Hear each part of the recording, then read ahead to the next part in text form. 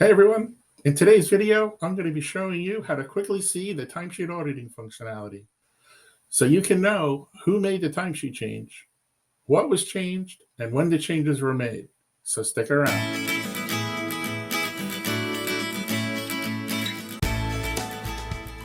Okay, here we go. So we're logged in as Robert, who is a supervisor, and Robert has access to these employees. And we're going to look at the first employee, which is Shepard. So if we click on that link, we're going to get Shepard's timesheet to come up. And we can see here that we have their timesheet summary section and then the time in, time out detail down below.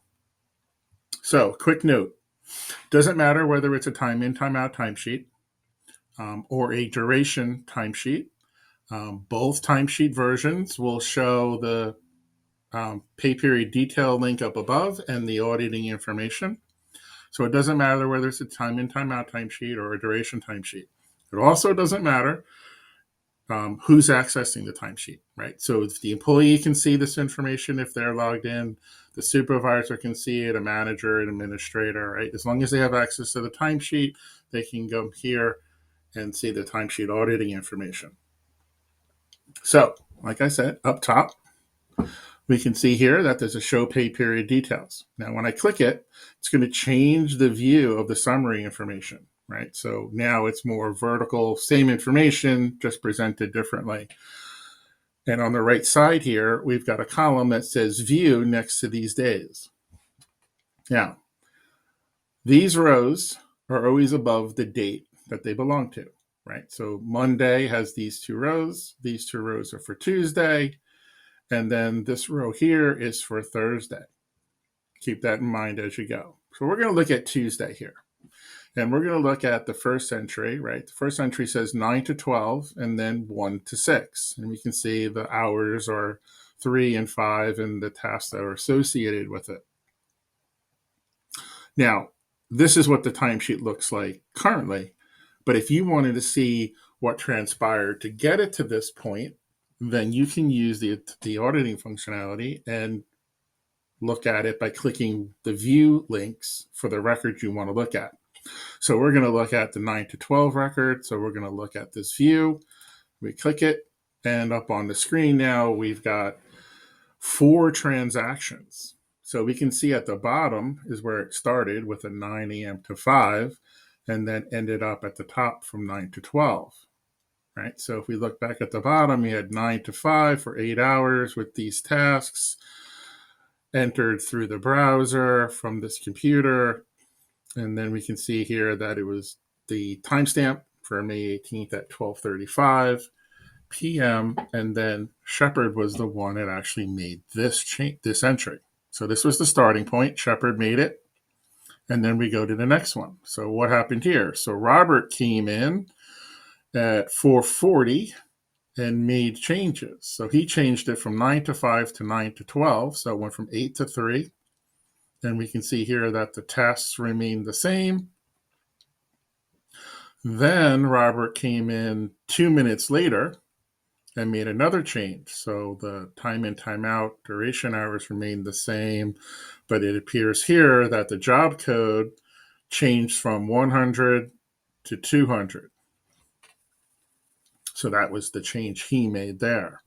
And then finally, James Eaton, another user who has access to the timesheet, came in at 4:47 and made another change. So this person, James, came in, didn't change the time in, time out, but changed the cost code. So it went from an accounting cost code to a payroll cost code for the same 3 hours. So you can see how you can look at this and see all the different transactions from the first one to the last one that brought the timesheet up to its current view. So I could close window to go back. And if I wanted to stay here, I could, or I could go back to the original summary by clicking the return. And now I can see the timesheet hours that were entered for the day. Now, we're going to quickly go look at a duration employee. As I said before, the view is exactly the same. So now I've navigated to a different employee, and we can see here Alan has 24 hours. So we're going to click on the link for Alan, and we're going to see here the summary section, and then we're going to see here that this employee has a duration timesheet. So they're only required to enter in total hours per day for their entries. But what we're going to see is the auditing will be the same. So if we come up top and we click the show pay period details again, we see the summary section and we can see our views so that we can click and get into the detail of what has transpired. So if we go down to Wednesday, we can see that there are 2 entries here.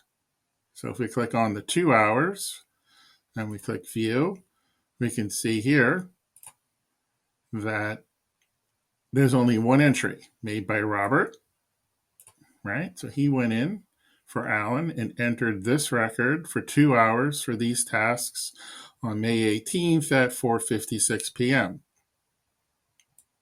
I'm going to close this and go back. And now we're going to look at the 6-hour transaction.